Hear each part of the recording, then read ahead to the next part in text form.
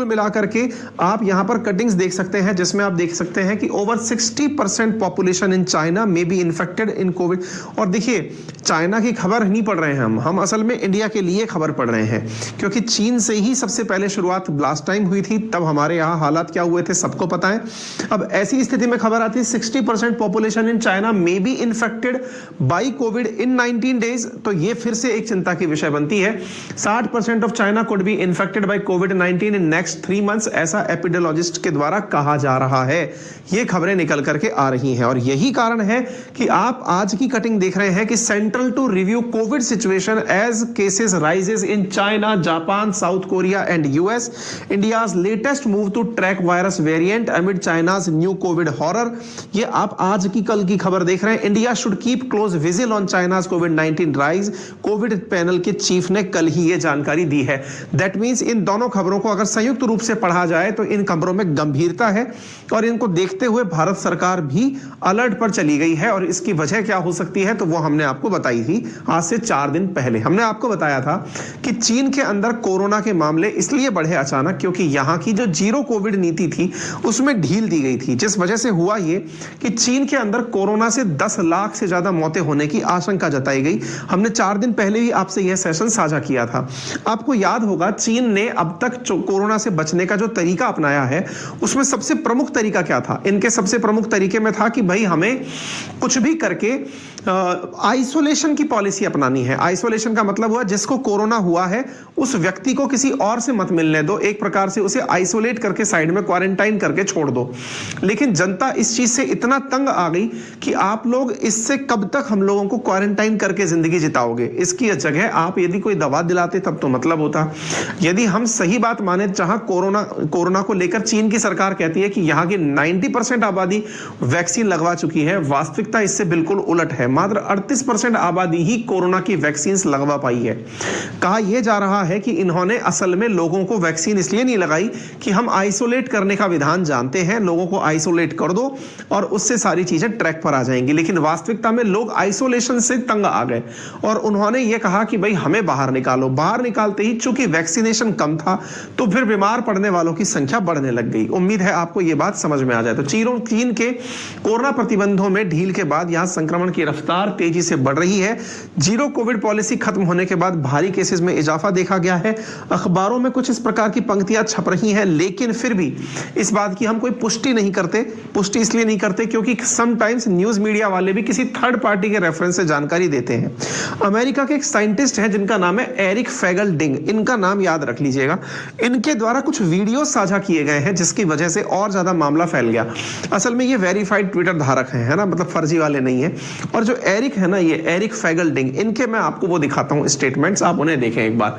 ये रहे एरिक फैगलडिंग, इन्होंने कुछ इस तरह के वीडियो जारी किए हैं।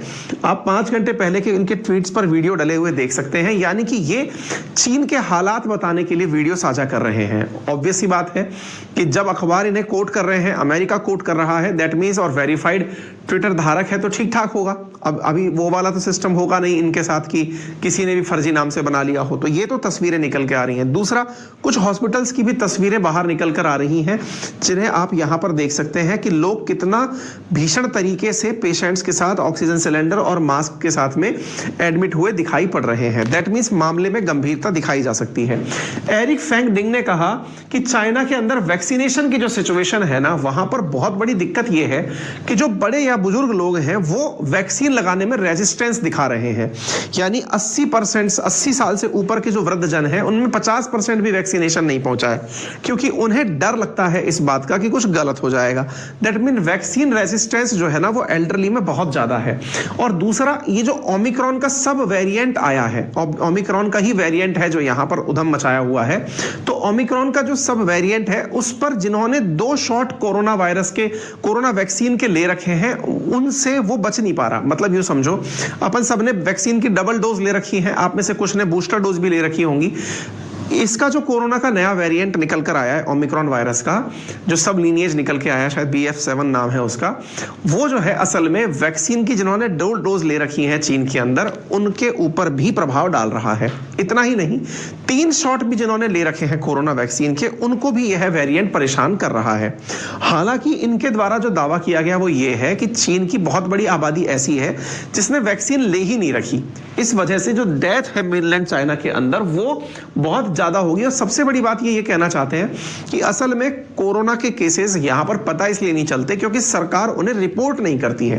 हांगकांग मीडिया की अगर बात मानी जाए, जिसको कि थोड़ा सा मतलब अनबायस्ड मीडिया माना जाता है, उसका कहना है कि चाइना के एपिडेमिक सिचुएशन लगातार बढ़ रही है, जिसकी वजह से लगभग 2700 से ज्यादा लोग ऐसे हैं जो अपने घर पर मर गए इन दिनों बीजिंग के अंदर अकेले, यानी कि केवल बीजिंग में 2700 लोग अपने घरों में मर गए हैं।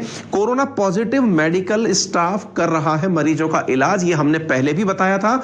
और ये जो तस्वीरें आ रही हैं, ये असल में इनके शमशान घाट के बाहर लगी हुई गाड़ियों की लाइनें हैं, कतार हैं, जो ये दर्शाती हैं कि यहां पर कुछ तो घटिन घटा है। हालांकि अपने शहर में, अपने देश में यदि कोई बड़ा व्यक्ति मरता है तो भी गाड़ियों की लंबी लाइनें लग जाती हैं, लेकिन यदि पत्रकार की बात को माना जाए तो मैं केवल उसी को रेफरेंस लेकर के आपके सामने चर्चा कर रहा हूं। बीजिंग में अंतिम संस्कार के लिए लाइनें लग रही हैं, ऐसी जानकारी यहां पर तस्वीरों से निकल करके आ रही हैं। दैट मींस कुछ तो भयानक हुआ है, यानी कि सही मायने में जो जानकारी पता चलती है, भले वो सरकार दे ना दे, लेकिन शमशान घाट झूठ नहीं बोलते जहां पर दफन होती हैं। तो अब बात यह है कि साहब अल्टीमेटली ये चीजें आई कैसे, मतलब अचानक ये मामला बाहर कैसे आया, या फिर केसेस की संख्या अचानक बढ़ कैसे गई। तो ये तो हमने आपको बताया ही था कुछ दिनों पहले भी कि इन्होंने अपने द्वारा प्रतिबंध खत्म कर दिए कि आइसोलेशन खत्म करो, जनता को बाहर निकाल दो, बाहर निकाल दिया। आइसोलेशन जब चीन के अंदर खत्म किया गया तो हेल्थ इंफ्रास्ट्रक्चर तैयार नहीं कर रखा था, क्योंकि इन्हें हमेशा क्या लगता था कि हमने लोगों को कमरों में बंद कर दिया है तो फिर हॉस्पिटल की जरूरत क्या है, आइसोलेट रहेंगे तो बीमारी नहीं फैलेगी। यानी एक तरह से अगर कोई बीमारी एक व्यक्ति से दूसरे व्यक्ति में फैलती है तो एक काम करो, दोनों व्यक्तियों को अलग कर दो, रादर देन इसके कि उनको इम्यूनिटी सिस्टम बढ़ा दिया जाए, उन्हें वैक्सीन दे दी जाए। ऐसा ये कर नहीं पाए।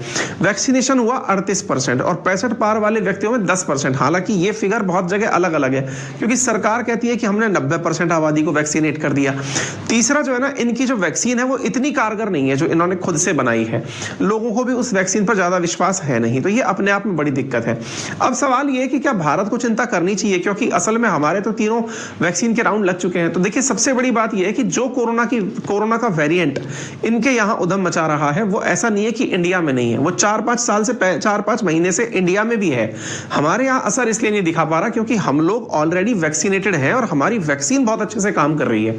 सरकार ने हाल ही में संसद के अंदर बताया कि 220 करोड़ वैक्सीन डोजेस दी जा चुकी हैं इंडिया में, यानी कि सबको जो डोज दी गई वो तो दी गई, इसके अलावा भी बूस्टर डोज भी भारत के अंदर दी जा चुकी है। जनवरी 2021 से हमारे देश में लगातार वैक्सीन दी जा रही है।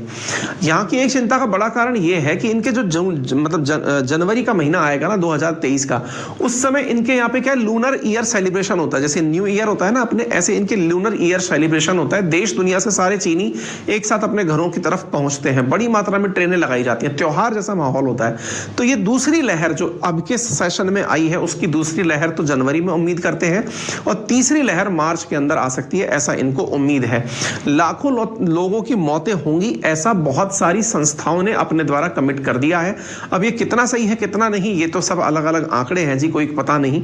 लेकिन फिलहाल के लिए ये जरूर है कि कोरोना की जो वैक्सीन चीन ने बनाई थी उसके ऊपर लोगों को ट्रस्ट नहीं है, और उस वजह से ट्रस्ट क्या, वो इतनी प्रभावी भी नहीं है जिसकी वजह से वो काम को टिक पाए। ठीक है, तो यूएस ने भी इस वजह से इसके ऊपर चिंता जाहिर की है और वो कह रहा है कि हम लगातार इस पर नजर बनाए हुए रखे हैं।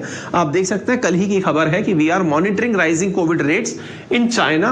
व्हाइट हाउस ने अपने द्वारा ये जानकारी दी। और सबसे बड़ी बात यह है कि अमेरिका ने इस समय चाइना से कहा है कि अब अपना ईगो छोड़ो और हमारी वैक्सीन लेकर के अपने लोगों को बचाओ। ठीक है, अब बात यह है कि क्या केवल चीन में फैल रहा है? नहीं, ऐसी स्थिति हालांकि पड़ोसी देश जापान और साउथ कोरिया में भी आ रही है। एक चीज